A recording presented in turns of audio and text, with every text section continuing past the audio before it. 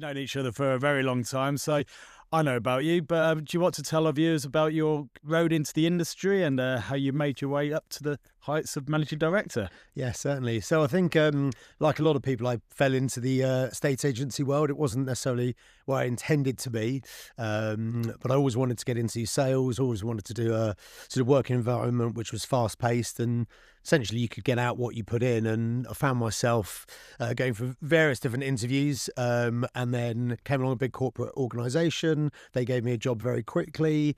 14 years later, I was still working there. That's obviously where we met and had a fantastic time.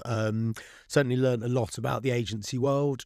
After that, I moved over to join Douglas and Gordon, and I've been there for the last 8 years since. Current role is managing director, as you said. Yeah, I'm loving it. Never look back. Well, it's obviously quite a core sort of management streak in you. Is that fair to say? Yeah, hopefully. I mean, I do genuinely enjoy, you know, I don't want to say managing people. I think what you really want to try and do is try and lead people. Yep. And, I guess sometimes leadership and management, do go hand in hand. But I'm also confident I wouldn't ask anyone to do anything that I haven't done or I wouldn't be prepared to do. And I think a key point of leadership is leading by example. And, if you can take people on a journey and they enjoy that journey, they create success from that journey. And if you're involved in that and you can help push people forward, I think people want to follow you. Yeah, I completely agree. So, okay, so we draw back to the start of your career. So think back to that first day of being a new, fresh estate agent. What was exciting about it? And, and how long were you actually in that role for? I mean, I guess it was actually quite intimidating. I joined a sales team, which I think had about 18 people, sales negotiators in that team. So it was very different to a lot of estate agents that you would see today. We worked in a huge sales team. There was a huge lettings team on the other side of the office. And it was, again, we were in a very, very, high volume market, back in 2003. And yeah, I guess it was quite intimidating. The room was full of people.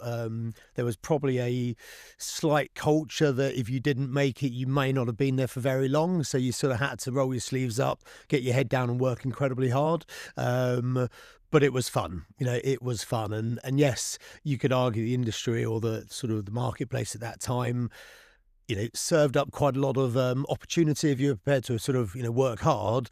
I want to say it was hard to fail, but there was lots and lots of business to be done, and that sort of constant recognition of achievement through doing another deal, selling another property, having a busy diary. I actually think it made it a lot easier to work really, really hard. I think where it's more challenging, often is if you're putting a lot of effort in, but you're maybe not seeing those results. So in that marketplace, if you worked hard, you got the results. And I think I actually became quite obsessed about, what we were doing and the achievement and trying to hit my targets and hitting the next trip incentive or the next car target. And, I loved it. I thrived on it. Yeah. I think that sort of culture is still able to succeed today, and if it is, or how have things changed over the last 22, 23 years? Yeah. I think a lot of that sort of culture, has shifted. I think great culture back, as you said, 23 years ago and today is exactly the same. And I think maybe not exactly the same. It has the same value, but I think the cultures have shifted somewhat. I think a great culture is working a great team where you're valued. There's a platform for you to be successful. You're supported to be successful. But it's not just about enjoying the job. You've got to enjoy and like the people you work with. It's quite a frightening statistic that 75% of your life is probably going to be at work. And, if you sort of draw a barometer from when you sort of, enter this world to when you leave, and you look at the proportion of that time that you're going to be working, it's really important you like the people you work with. And I think fundamentally, if you like the people you work with, you will be more successful. You're no longer looking at your sort of watch at the end of the day, because it's not about that. It's about, supporting the team around you. It's about your success. It's about the company's success. And as I said, it's just about enjoying what you do. So I think from a cultural perspective, that is more valuable, I think, today than it's ever been. And I think there are some sort of challenges in our industry today. You know, the volume in the marketplace is a lot lower than it was. Um, so I think as leaders of businesses, we need to find lots of different ways to reward people, and different ways of structuring businesses. So, you know, it isn't necessarily relied on the high volume. Clearly, everyone wants to sell lots of properties or let lots of properties. But I also think incentives need to shift and change with the marketplace we're in today. Okay. Think about it, sport again, the team, the core skills are still there, but actually how sport is played has changed over the last 25 years, even if you think about rugby, football, whatever. So what have you actually seen happen over the last that period of time? How has the industry actually evolved, and obviously where you are today? Yeah, well, I guess at Douglas and Gordon, we're running a sort of a different estate agency, if you like. We're still fundamentally our core estate agents, but we now offer a platform for self-employed partners, people who are really, really experienced in the industry, but look at the way of doing agencies slightly differently. And I guess the industry is probably split into sort of three parts. You've got your large corporate organizations, and as we know, they're over time buying up and engulfing lots of the smaller to medium-sized businesses. I actually read something today that there's about 100 small to medium-sized estate agencies left in the UK. So it's actually quite competitive. You look at lots of the big corporate organisations, they are buying up businesses very, very quickly. And I think we're going to see this continued consolidation all through 2026 and for the next few years. And that's a big part of our industry. You've then got the smaller independent, maybe with one office in a more localised marketplace, highly experienced, highly service-led, really high caliber estate agents, but they probably sit again looking after their localized market, maybe one, maybe two offices. And then I think where the big change in our industry is coming, and what I think we're right at the forefront of at Douglas and Gordon, is the self-employed broker partner type model, and there are lots of iterations of that at the moment, but this part of the industry is growing, and I think it's going to grow rapidly, and I believe over time and over the coming years it's going to actually fulfill a really big chunk of our marketplace. And I think there's a huge amount of estate agents who are, if you like, maybe even stuck in the current industry with years and years of experience, and they're probably outliving or have outlived that sort of very tight, rigid, KPI-driven structure that you get in the corporates. And that, yes, you've got to work very hard. Yes, you've got to be very driven, but that's probably not where they add their value. They add their value from being service-led, really putting the clients first, years and years of experience, and understanding the whole process involved with selling or renting a property. And that goes from acquiring the listing at the very start, doing the viewings, negotiating the offers, all the way through to conveyancing the transaction to the end. And they have an amazing skill set to be able to do that. And in lots of the corporate organisations, you tend to get segmented into you're a negotiator, you're a valuer, you might be a manager or in a leadership role. Whereas a lot of estate agents, they don't want to be segmented into one of those areas. And actually, they love being on the tools, so to speak. They love meeting the clients. They love getting the deals over the line. They love really helping someone move and sell their home. And they want to be involved in that whole process. And I think that's what a lot of the self-employed models are giving people now the opportunity to do. You have to be experienced, you have to be self-driven, but it does allow you to fall back in love with what we all spent so many years doing when we joined the industry, but also being now able to benefit from the experience we've got, and just having that little bit more flexibility about how you deal with each client, each buyer, each landlord and each tenant. High street isn't as important to the estate agents as it used to be. So again, back in the noughties, every high street was full of estate agents, and it was an important part. So in your opinion, how has that moved on, and where are we at today?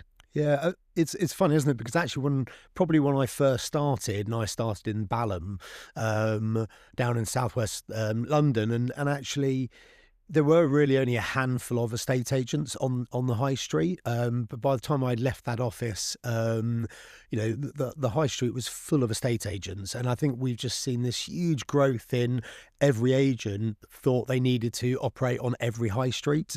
And the office I was in, we used to cover 5 or 6 high streets, and that company now probably has 5 or 6 offices on all of the high streets that we covered from that one centralised office.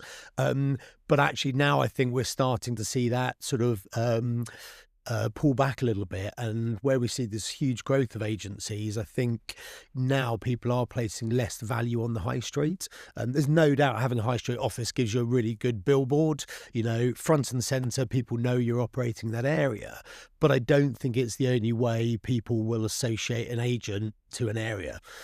Historically, you may have walked down the high street and registered with your local agents, whereas now, sort of number of years ago when we had high street offices, we were seeing the decline very rapidly of people who just didn't come in, and our clients, yes, they want to interact with us, they want to see us, but they want that done in their home. So we spend all of our time out of the office, yes, in our local marketplace or in our clients' homes. Very rarely do they ever want to come to the office. And we've seen it in so many different industries now. And I think it is one of the challenges with our high streets, that actually the need to go to the high street has just shifted and changed. And I think that's, certainly very much the case in our industry. Yeah. Without the high street, then how are you actually attracting business? How are you remaining relevant in each of the areas? What sort of things are you doing? Yeah, I think there's lots of things you can do. Obviously, the digital high street now is probably where most people spend a lot of their time, and whether that's through sort of our website, whether it's through some of the other platforms,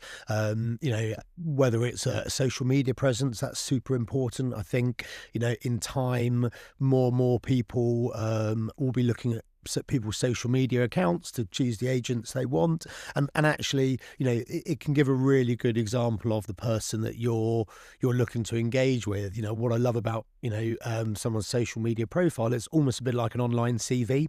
It shows you a real insight to that person's personality, the business, the type of properties they're selling and renting, and also what value they add to the community and their understanding of that local market. We sponsor a number of schools, so we're very involved, and lots of our partners are very involved in the local community, and that's sort of school fairs.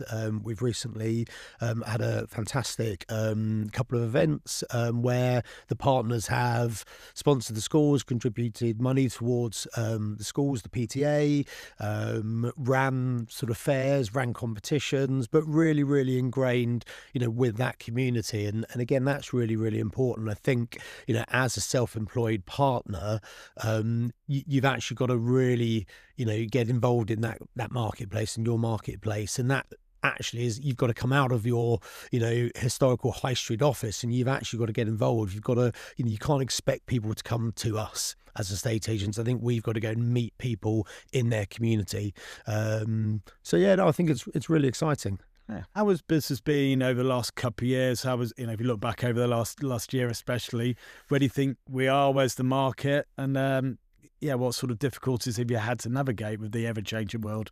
Yeah, I mean, it's been a funny year, really, hasn't it? I mean, it's just been a bit flat, I guess. I think, we know there's been some challenges. Property prices have been flat, or in lots of areas have obviously come off a little bit. Transaction numbers have been a bit challenged as well.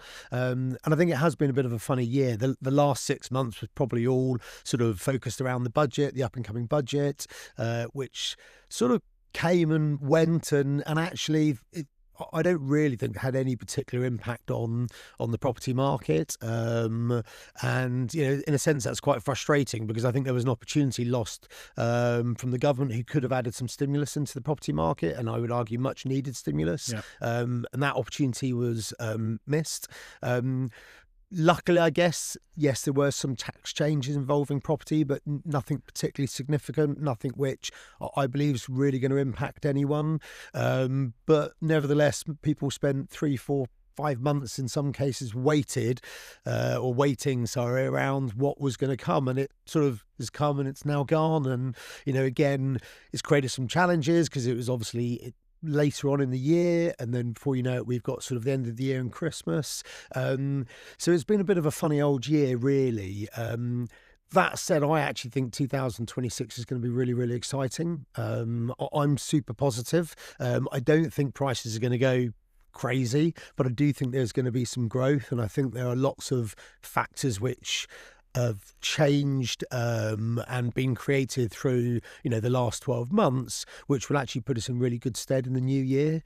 Interest rates are coming down and will probably continue to come down a little bit further. Mortgage rates, obviously you guys are the experts on, have come down and continue to come down, and actually probably cheaper today than I thought they would be at this time.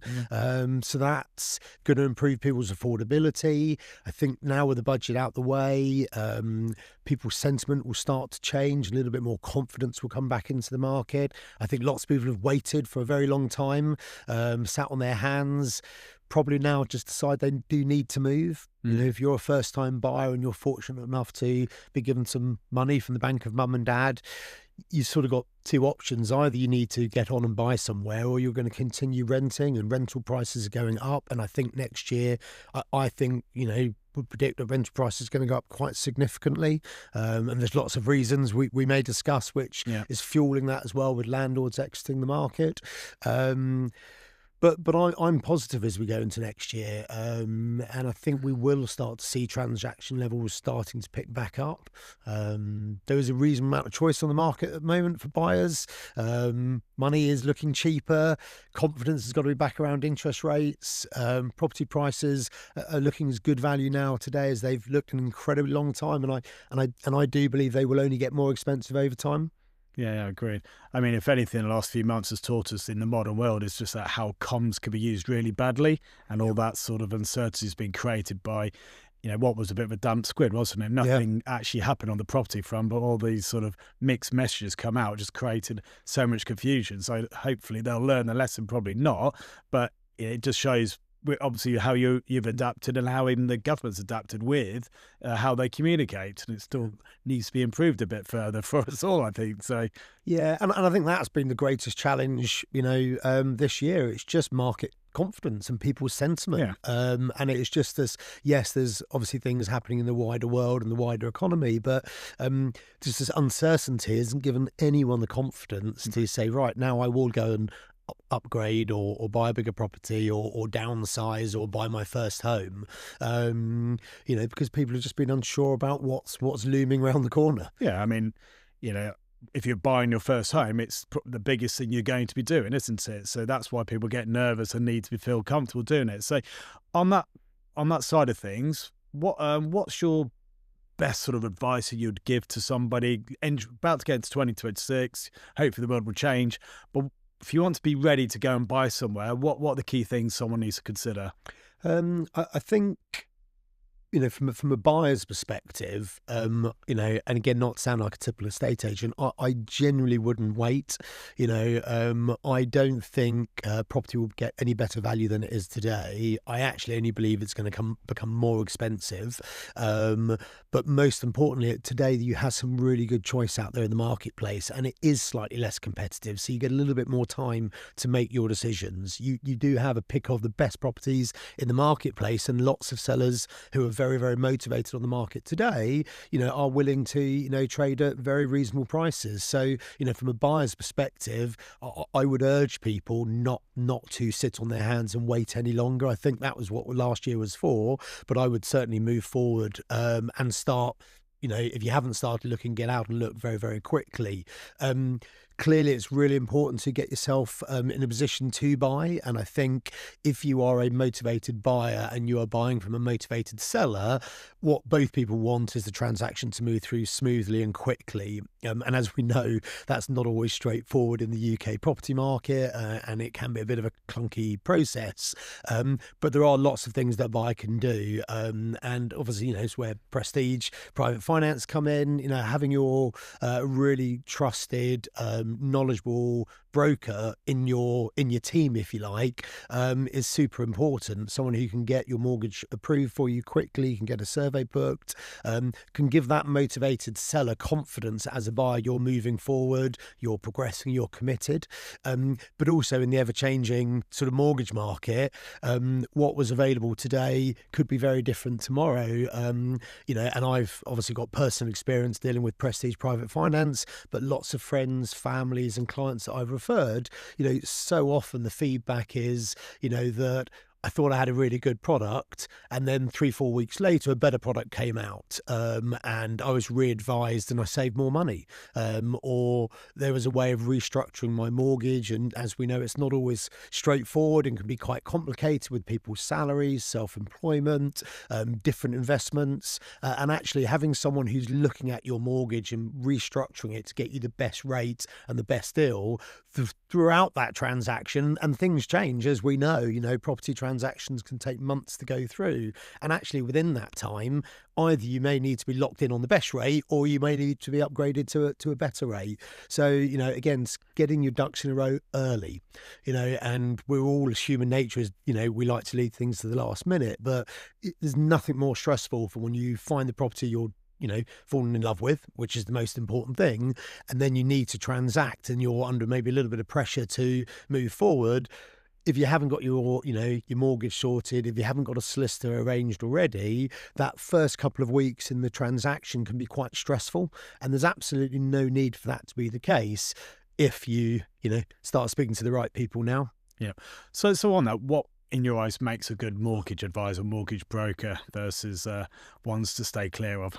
Well, I guess actually it goes back to sort of, even my point around sort of culture in our workplace at the moment.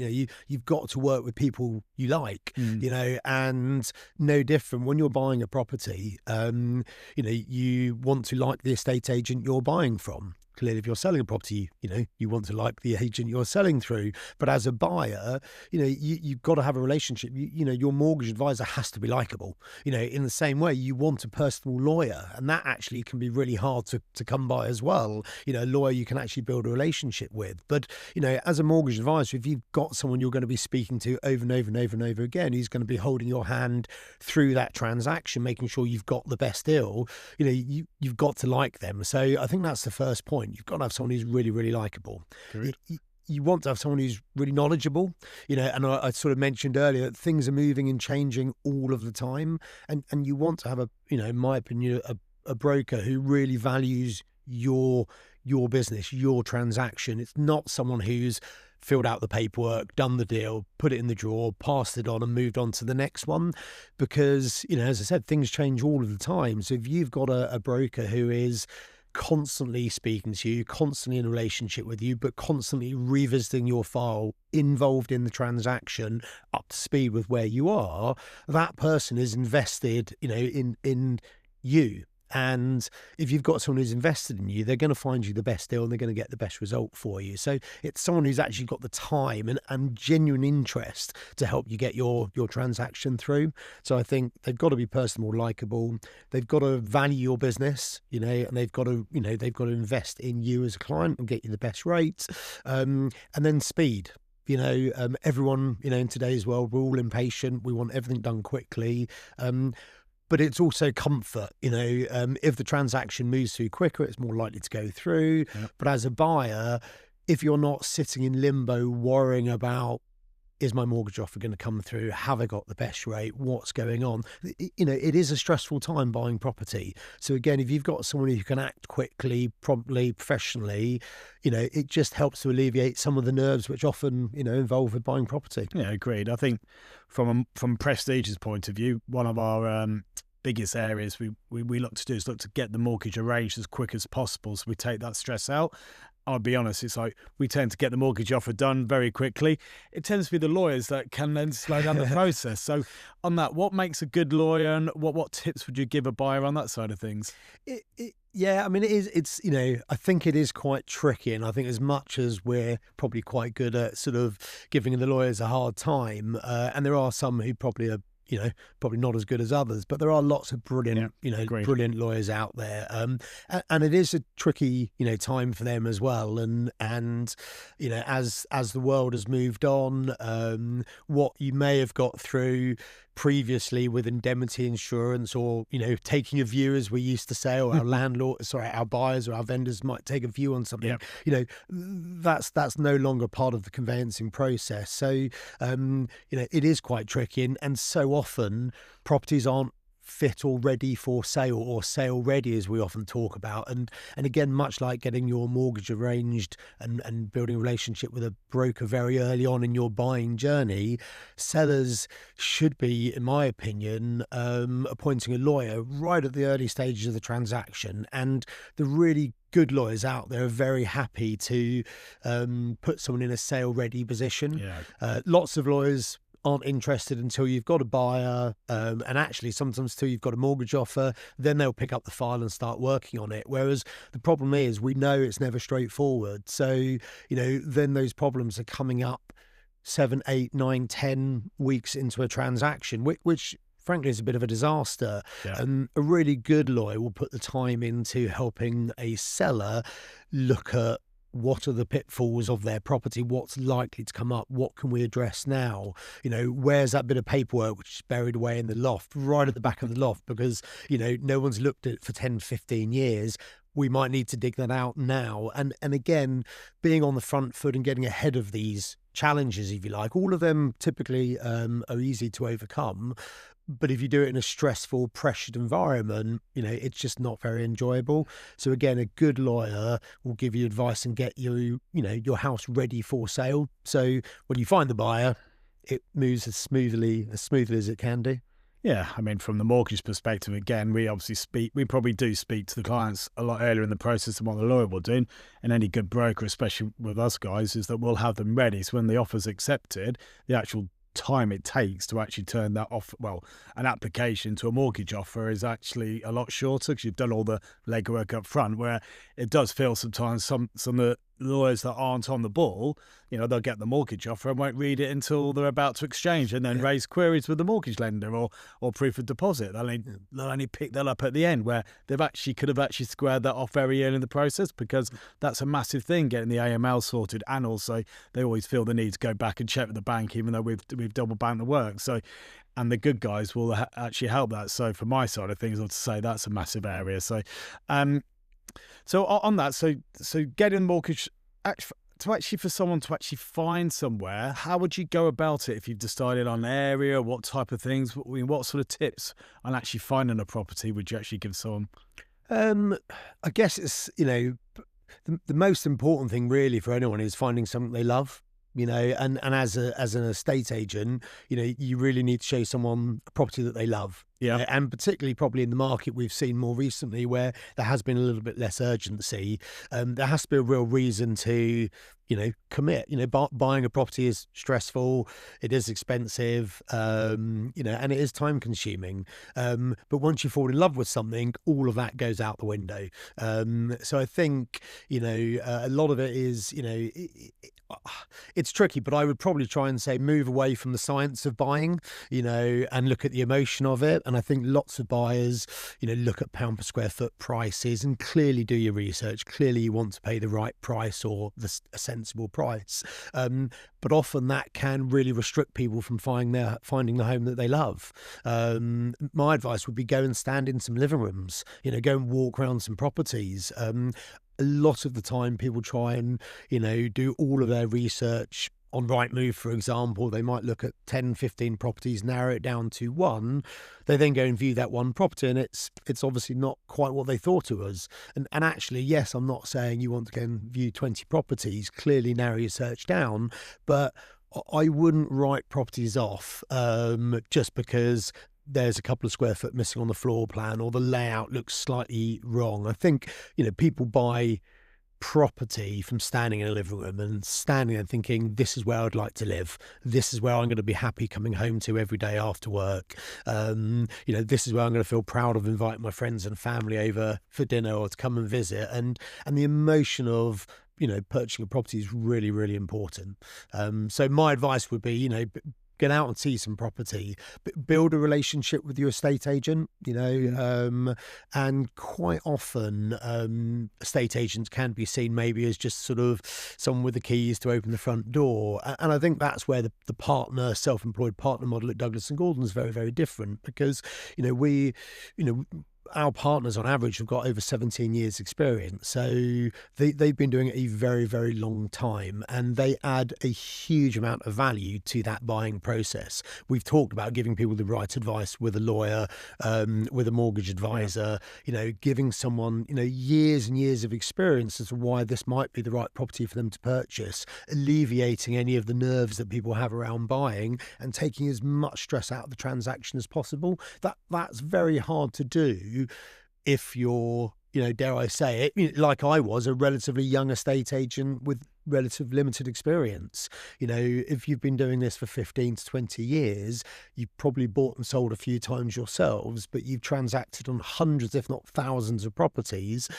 The value you can add to a buyer, in that process is, it's worth its weight in gold. And we always talk about the sort of, off-market property, and it's true. Lots and lots of properties get sold off-market, and some of those because they're not coming to the open market at all. But a lot of them are actually because they're coming to the market, and it takes, 2 or 3 days maybe to get the property onto the website. Or you may have met your client 2 or 3, 4 weeks before, the property's coming up. So, the buyers who you've got a good relationship, which might be suitable for. When that property is then launched to the market, as a buyer, you want to be one of the first people who call to go out and have a look at it. If you trust your agent, you've got a relationship with them, and they call you and say, well, I've got the property you've been waiting for, you're less inclined to say, can I see the details? Can you let me know more information? Can I see some photos? You're going to trust your estate agent. You're going to go out and have a look.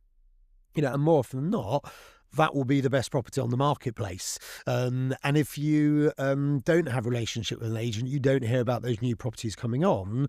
By the time it's on the websites, by the time another 4, 5, 6, 10, 15 people have inquired, by the time lots of other viewings have gone ahead, you're no longer on the front foot. You might be competing with other buyers. Now, not everything sells overnight, but if it is your dream home and it is the one you've been looking for the last 3 to 6 months, there is a real advantage of getting through the door nice and early. Okay, so it sounds like an old line that I think we've heard a few times, is that one of the agent's job is to sell confidence, so that they give the buyer, empower them to go forward. But another line is that there's always a compromise. If you want to buy the ultimate dream house, well, you got to pay for it. If you can't afford it, you got to compromise. So, from your own personal opinion, what are the main things people should compromise on to make them fit their budget and enable them to proceed? I think compromise is always a tricky one, because no one really wants to compromise on anything in life at all, do they? And I think, again, what I would say is, going back to my point, going out and seeing some property. I've bought or the house we're currently in at the moment. When we looked at it online, we for various reasons we thought it's a lovely house, but these are 2 or 3 things which will probably put us off. We were actually under offer on another property round the corner. That fell through for different reasons. So we sort of were forced to go back and revisit this home that we had written off. We went and viewed it, and it was by far the best house we've seen. We offered straight away. We managed to secure the property. But it was so funny, even with all my years of experience, there were 2 or 3 things that I thought we wouldn't compromise on. But when we were standing in the property, in the living room, there were so many other amazing things about that property for us as a family that what we thought we wouldn't be prepared to compromise on actually paled to insignificance. So I do think, sometimes you've got to fall in love with something to find the need to compromise. But again, I think, people often try and fragment it to price, location, size, condition. And, they're all 3 very, very important factors. And normally one of those is going to give a little bit. And you've just got to decide, are you more price sensitive? Are you more location sensitive? Or is it around the condition, size of the property? And you will give in on one of those. I know people don't want to, but they will. But they will do it for a property they love. If you view something and there's a compromise and it's okay, it's sort of a nice property, nice home, you're not going to be willing to compromise. If you walk in and the location is so much better than you ever believed, you probably end up paying a little bit more for it, or if the house was significantly bigger than you thought you would end up moving to, but it's a little bit further from the tube, again, you're probably quite likely to compromise. So yeah, I wouldn't resist the idea that there is a compromise in there. I think once people get their head round that, they become much more open to viewing more properties, and then in turn more likely to find the one that they really fall in love with. Yeah, great. It's like one size fits all, isn't it? It's in the years I've been doing the mortgage side of it, there is no one case that's the same. Every client is different. Every individual has different needs and what have you. So, it's surprising. You think it'd all be nice and easy, but I guess we wouldn't exist if it was nice and easy. So certainly not straightforward. No, exactly. It never is. What sort of myths do you think there are about estate agents, and what myths would you like to bust? Yeah, I think lots of the time, we haven't always, as an industry, had been the most loved, and actually, I think the industry has been quite challenged, and I think this is what is really opening the doors for self-employed estate agents. And again, to use myself as an example, I sold plenty of properties within months of joining the industry, probably not really knowing what I was doing. As I said earlier, lots of energy and lots of enthusiasm, but probably technically not a brilliant estate agent. And, in a sense, that's brilliant because everyone in the industry had to start somewhere.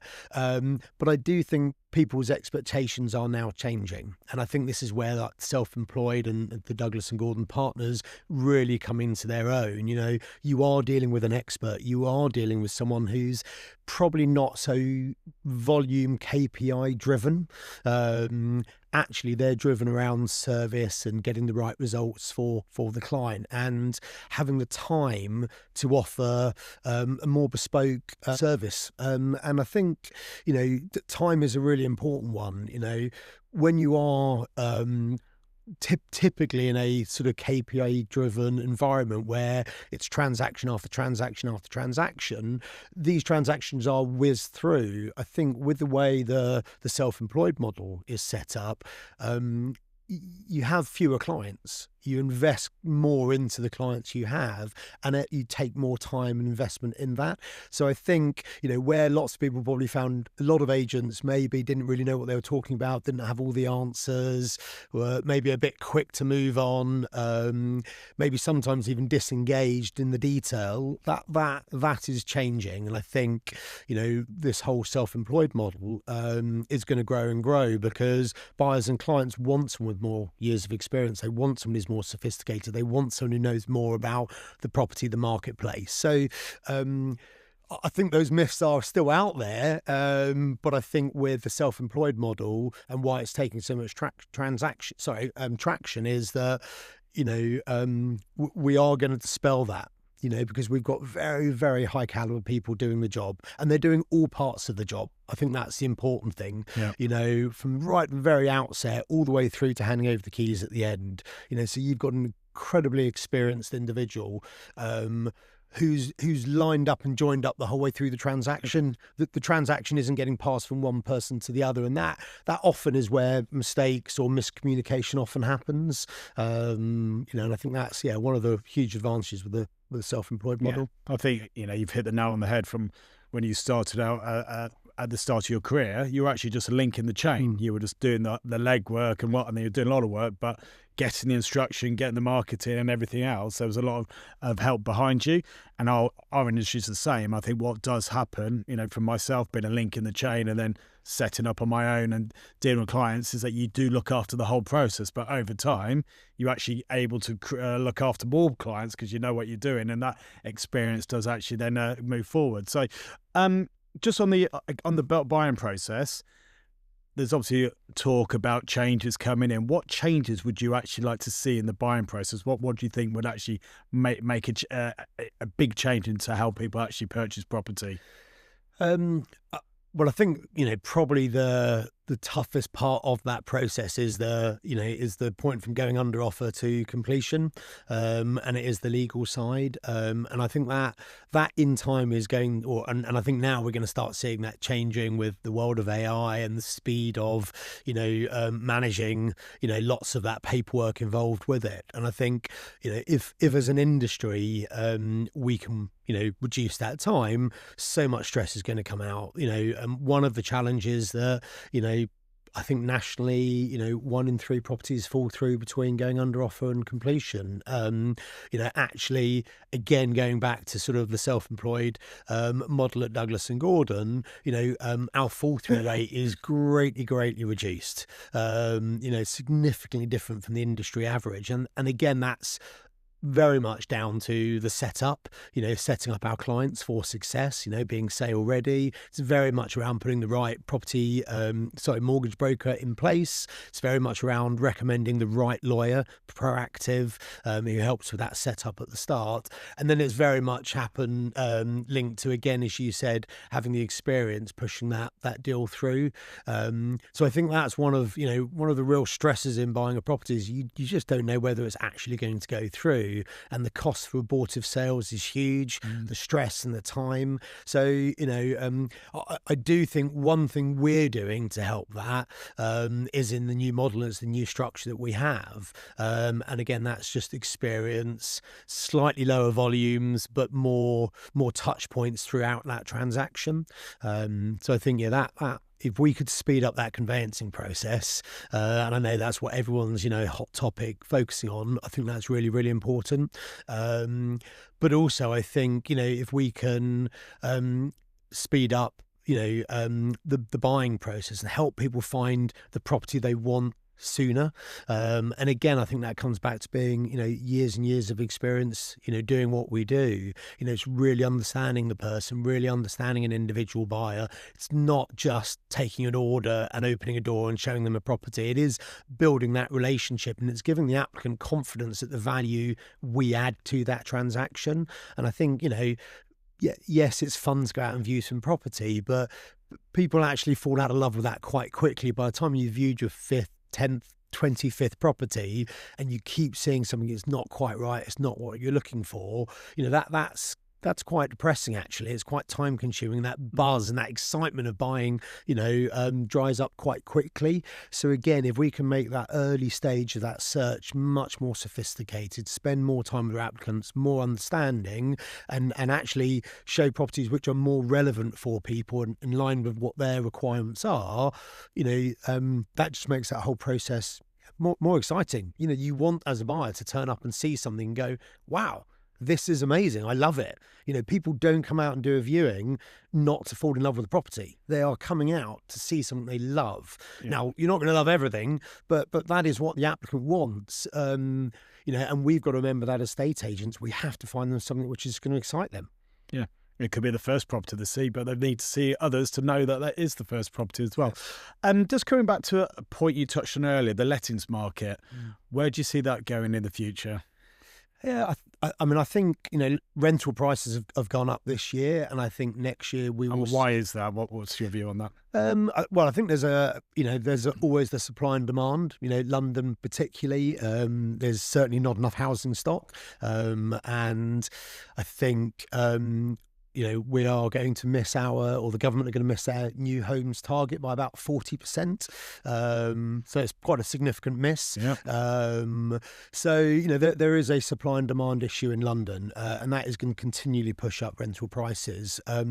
There's been quite a lot of pressure over the, last number of years on landlords. And I think, statistically, it's about 15% of landlords selling out of the marketplace. So that, again, is reducing supply. And that is going to continue to drive property prices or rental prices. It is a competitive, marketplace for a tenant, and actually I really feel for people. It is really hard finding a home as a current tenant. But unfortunately, I don't think that's going to change, and I don't think it's going to get any easier. And I think, there's also been lots of struggles around the house building marketplace. And, if you look at a lot of the statistics, it's taking so long now to get a property from planning through to completion and onto the marketplace.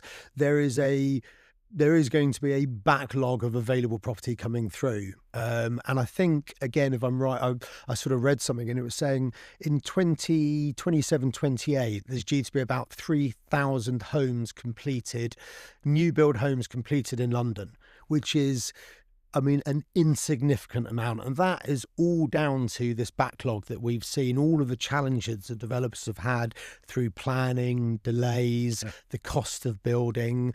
And that's going to be a real struggle. So if we're thinking 2 or 3 years' time, there is going to be a massive shortfall of properties coming to the marketplace. That is clearly going to impact rental prices, I have no doubt. And I think in time we'll start to push sales market and prices back up as well. But it is a supply and demand issue, and I don't think that's getting any easier, unfortunately. Okay. And the points of the rental reform, what impacts have they had so far? Have you seen anything? Well, I think it's always been sort of floating around most of this year, and now we've got some sort of clarity. So I think lots of people have sort of paid half attention to it, Yeah. but now actually it's probably worth really looking into it and making sure that, you know, as an agent, as a landlord, as an investor, you really understand the new legislation coming in and how that's going to affect you. I think there are some challenges around it, but I think for a lot of tenants, I actually think tenancies will stay in their properties for a little bit longer. I know a lot of people are sort of fearful that tenants can leave a property now much sooner. There's no fixed term contracts, but like with a lot of things, you know, moving is stressful and can often be a bit costly. So if things just roll on, if your tenancy just rolls on, I actually think people will probably stay for longer. You know, and a lot of our marketplace, you know, we rent very, very lovely properties. We have fantastic landlords, which, you know, really look after their properties and offer great rental homes. So I think as a tenant, if you're living, you know, in a really nice home, which is well maintained, if you've got a lovely landlord, you know, and lots of people have a relationship with them, or whether you've got an agent like Douglas and Gordon who's looking after the management of that property and doing a good job, you know, it's likely you're going to keep that. You're going to keep remain in that property. You don't need to get to the end of your 12, 18-month contract and think, right, there's a natural break here. I've now got to decide, do I want to stay and maybe renew, or do I want to go and look and move? So I actually think tenancies will go on for longer. And I also think it will force landlords to really invest in their tenants, really invest in their properties, and really look after the tenant. But it is happening, you know, and it's now, you know, in sort of first quarter of next year, you know, everyone's going to have their ducks in it, or have to have their ducks in a row, so they're ready for it. Okay. Are you seeing many landlords come back to the market, or is it landlords moving away? What's the sort of dynamic are you seeing? I think lots of landlords are moving away from owning property and as an investment form. And I think certainly probably in sort of London, where it's been a little bit more challenged, up in sort of the northwest, you know, you've got the benefit of the yields, and the sort of entry price of property is much lower. But I do think, you know, the marketplace is going to get better, or is currently getting better, for buy-to-let landlords. You know, if you think about rental prices are going up, mortgage rates are coming down, yields are growing as a result of that, you know, that the whole investment side of property ownership is now going to improve, and it is improving. I think people probably have, in the London market, have always relied on capital growth, and of course that has been a bit stagnant. And I think, you know, we will see some mild or modest, you know, capital growth over the next year. But I do think the yields are going to improve. If your mortgage rates come down and your rents go up, you know, I think that becomes more of an interest. You know, property comes back on the radar, and we've seen it even in the last month or so. We've actually registered and had a number of more buy-to-let searches and buy-to-let buyers in our pipeline. I don't think they're coming back in hordes, but you know, we are starting to deal with that buy-to-let investor again. Is the smart money coming back then? Is that what we're seeing? I mean, for me, obviously, I'm very biased, and I sort of, you know, absolutely believe in the property market, but you I do think so. I think if you were looking to buy a buy-to-let investment today and you have a view that supply and demand challenges around London are not going to change, and I don't think there's any way that's going to change. There's always going to be, a real separation between the amount of people looking to live in London, the amount of homes available. If you have a long-term view that, it's a very, very safe haven, it's a safe place to put your money. Currently prices, are competitive. You can get a good deal. As I've said, mortgage rates coming down, rents going up. I think now is as good a time as ever to actually come back and buy into the London property market. Okay, that's good to hear. I think what we've seen, from the mortgage perspective, it's been the rental calculations that have been a bit of a barrier, because the amount of deposit you have to put down versus even 20 years ago, where we could actually get people 89% loan to value on a buy-to-let, whereas in London it's sort of gone from 65% or whatever. But there are a lot of lenders now coming to the table offering top slice, and so there's a few different ways of looking to actually navigate the rules that are in place, which is good, because someone has got surplus income. Why shouldn't they be able to use it towards the buy-to-let mortgage? And if anything, it just seems to be rather than being a short-term investment, which it probably was for a lot of people in the noughties especially. It's just a longer-term game now, isn't it? It's where to put the money safely. So how do you think London does differ from the rest of the country on the rental perspective? Well, I guess, rental's very, very high, and it's super, super competitive, as we know. I don't sort of really operate outside of that London market, but I guess, some of the advantages and some of the buy-to-let investors who may have moved out of the capital and gone to, north of England, the entry level is a lot lower, and the yields as a result are a lot higher. So if you're a yield-focused buy-to-let investor, London probably has been less attractive for you over the last period of time, and actually, to be honest, probably will remain less attractive compared to other parts of the country. I have a view that, again, London's a very, very safe place to put your money. Property is a very safe place to put your money in the long term, and I don't think that's going to change. And I do think, over the next period of time, we will see capital growth come back into the London market, although be it, lots of the reports coming out, for 2026 are sort of showing quite modest 2, 3, 4% growth. I think actually if you look at that over the long term, as we've said, and buy-to-let or property investment is a long-term investment. Yeah.